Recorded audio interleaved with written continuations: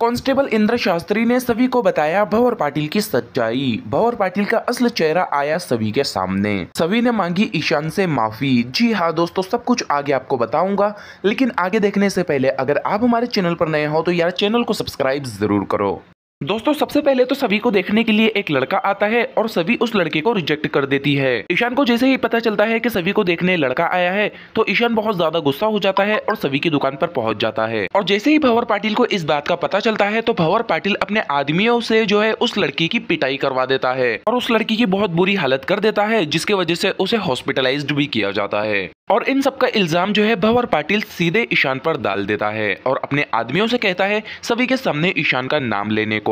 भंवर पाटिल के आदमी सभी के सामने जो है ईशान का नाम ले लेते हैं कि ईशान सर ने ही हमें पैसे दिए थे उस लड़की की पिटाई करने को। सभी भंवर पाटिल की बातों में आकर ईशान को बहुत ज्यादा खरीखोटी सुनाती है और ईशान कहता है कि मुझे इस बारे में कुछ भी नहीं पता। ईशान सभी से कहता है कि भला सोचो मैं इतनी गिरी हुई हरकत क्यों करूंगा, लेकिन सभी को जो है ईशान की बातों पर भरोसा नहीं आता है। जिसके बाद दोस्तों ईशान और भंवर पाटिल का आमना सामना होता है तो ईशान समझ जाता है कि मुझे फंसाने में भंवर पाटिल का ही हाथ है। लेकिन भंवर पाटिल जो है ईशान को बस सभी की नजरों में गिराना चाहता था और वो उस पर केस भी नहीं करता और ईशान वहां से चला जाता है। दोस्तों इसके बाद होता कुछ यूं है कि भंवर पाटिल के हाथ के नीचे जो वहां पर कांस्टेबल होता है इंद्र शास्त्री, वो भोसले परिवार वालों का बहुत ही वफादार होता है और वो यहाँ पर समझ जाता है कि भंवर पाटिल सर जो कुछ भी कर रहे हैं बहुत ही गलत कर रहे हैं। और यहाँ पर इंद्र शास्त्री भंवर पाटिल को रोकने की कोशिश भी करता है, लेकिन भंवर पाटिल जो है सीधे अपने मन की ही चला रहा है।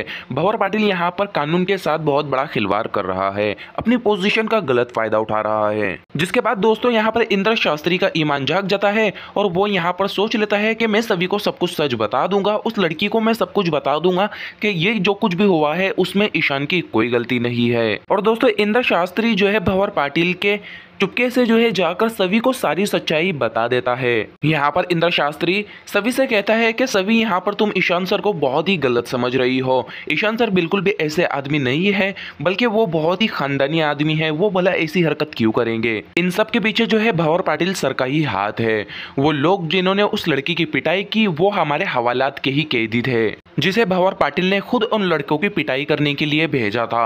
और इसका इल्जाम जो है उन्होंने ईशान सर पर डाल दिया और उन आदमियों से भी ये कहा था कि मैं जब सभी के सामने ये सब बोलूं तो तुम सीधे ईशान भोसले का नाम ले लेना। और इस तरह यहाँ पर ईशान भोसले को फंसाने में पूरा जो है यहाँ पर भंवर पाटिल सर का हाथ है। और इंद्र शास्त्री यहाँ पर सभी से ये भी कहता है कि भंवर पाटिल सर के सामने मेरा नाम मत लेना कि मैंने आपको ये सब बताया, नहीं तो वो मेरा बहुत बुरा हाल करेंगे। यहाँ पर सभी कहती है कि तुम टेंशन मत लो, मैं भंवर पाटिल सर के सामने तुम्हारा नाम नहीं लूंगी, लेकिन मैं भंवर पाटिल सर को छोड़ूंगी नहीं। उन्होंने ईशान सर के ऊपर इतना घटिया इल्जाम लगाया कैसे और उस लड़की की उन्होंने पिटाई क्यों की। जिसके बाद इंद्र शास्त्री कहता है कि सभी मैम वो आपको हासिल करना चाहते हैं। जब से भंवर पाटिल सर ने आपको देखा है वो आपके प्यार में पागल हो चुके हैं और किसी भी हालत में वो बस आपको पाना चाहते हैं और इस बीच में जो कोई भी उनके रास्ते में आ रहा है वो उसे अपने रास्ते से हटाने की कोशिश कर रहे हैं। और यह सब सुनकर सभी को बहुत ही बड़ा झटका लगता है। जैसे ही ईशान और सभी की मुलाकात होती है तो ईशान से जो है सभी यहाँ पर माफी मांग लेती है